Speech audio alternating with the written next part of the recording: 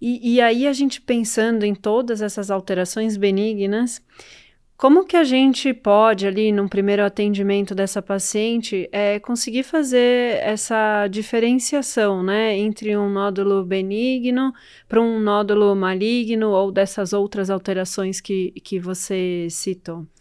Ótimo, então eu acho assim, ó, primeiro a gente tem que ver todo o contexto, né? Não é só a gente já sair examinando a paciente e já ver as características clínicas, né? Uhum.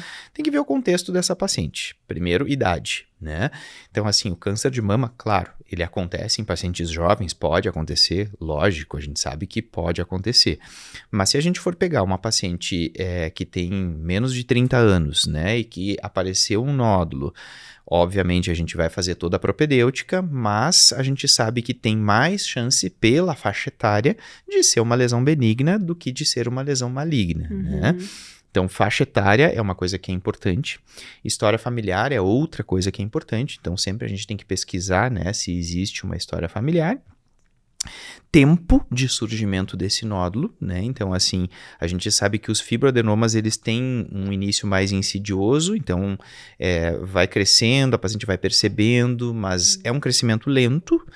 O cisto é rápido, né? Ele é Uhum. extremamente rápido, por isso que elas se assustam muito com os cistos, né? Porque é um crescimento rápido. Então, o tempo de surgimento, a faixa etária, e aí a gente vai para as questões clínicas, para os achados de exame físico, né? Então, o fibroadenoma, que é benigno, ele vai ter limites regulares, a gente vai tocar nesse nódulo, a gente vai sentir que ele tem limites regulares, ele vai ter uma consistência fibroelástica, né, quando a gente toca nele, e o principal, a gente vai mexer ele e ele parece que ele dança mesmo na mama, Uhum. né, ele é móvel à palpação, essa é a Sim. característica clínica, então ele tem mobilidade à palpação. Essa é a característica típica do fibroadenoma. Então, assim, caso clássico de consultório, né? Chegou lá uma menina que tem seus 22 anos, que percebeu um nódulo, né? Chega super preocupada. Aí ela não tem história familiar, né? Percebeu esse nódulo já faz mais ou menos uns 6 meses, né? No início ela não sabia bem se era um nódulo, se não era. A Sim. gente vai examinar, né? E aí a gente vai tocar, ver que é um nódulo fibroelástico, móvel à palpação, bem característico realmente de ser um fibroadenoma. Então, Uhum. claro que a gente vai precisar de uma propedêutica complementar, a gente vai precisar de um exame de imagem, né? Mas a gente pode já dizer para essa paciente, olha, clinicamente a gente vê aí características, né, de benignidade. A gente Uhum. vê que realmente ele é móvel à palpação, ele é fibroelástico, você é jovem, né? Então, essa é a característica típica do fibroadenoma. O cisto, ele vai ser com uma consistência mais... ela também é uma consistência elástica, né? Só que a diferença é que ele é doloroso. Então, a gente vai tocar nele, a paciente vai dizer, dói, né? Porque, realmente, quando a gente toca nele, o líquido acaba fazendo pressão ali e acaba provocando dor, né? Então, ele vai ser doloroso, essa é a característica dele, Porque a né? consistência é difícil mesmo, né? É Da gente, difícil? do fibroadenoma para o cisto, já tá falando, não, esse aqui parece mais um cisto ou um fibroadenoma pela consistência, né? Acho que esse dado da dor do cisto, ele ajuda bastante, né? Nessa Ajuda. primeira diferenciação. Até porque tem tecido glandular, às vezes, na frente, e a palpação não fica tão clara, né? É Exato. difícil da gente ali conseguir atingir tão delimitado esse nódulo ou esse cisto, né?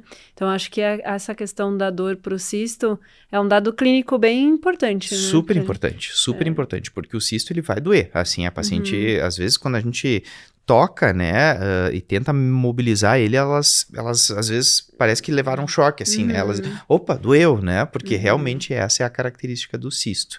Então, clinicamente, a gente vai pensar num cisto quando a gente tem uma paciente nessa faixa etária, entre 35 e 50, mais ou menos, surgiu, né, um nódulo doloroso, esse nódulo tem os limites precisos, às vezes não está muito fácil de palpar, né? Mas clinicamente a gente consegue ver a diferença, quando a gente toca um câncer de mama, a gente percebe que ele é irregular, né? A gente percebe que as margens, elas são irregulares.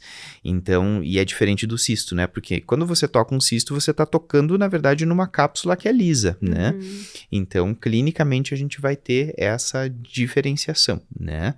Claro que sempre a gente vai precisar de propedêutica complementar, independentemente da nossa impressão clínica, né? A gente vai precisar de propedêutica complementar. Mas é importante sempre fazer um bom exame físico. Às vezes a gente deixa passar, né? Ou às vezes acaba fazendo rápido demais. O exame físico da mama tem que ser com calma, né? Não dá para ser uma coisa rápida.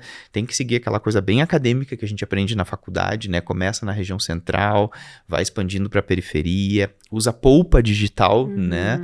Eu sempre digo quando eu tô orientando o pessoal na prática, não faz pianinho, né? Que às vezes na prática quer fazer o pianinho, assim, pra exame. Não é pianinho, tem que deslizar a polpa digital mesmo, né? Para você conseguir sentir se existe alguma coisa ou não. E cuidar com aquelas armadilhas do dia a dia do exame físico, né? Que às vezes a gente palpa ali aquele tecido mamário aprisionado entre os ligamentos suspensores, principalmente nos quadrantes inferiores, né? E às vezes a gente acha que a gente tá palpando um nódulo, e na verdade é só um tecido que ficou aprisionado ali entre os ligamentos, né?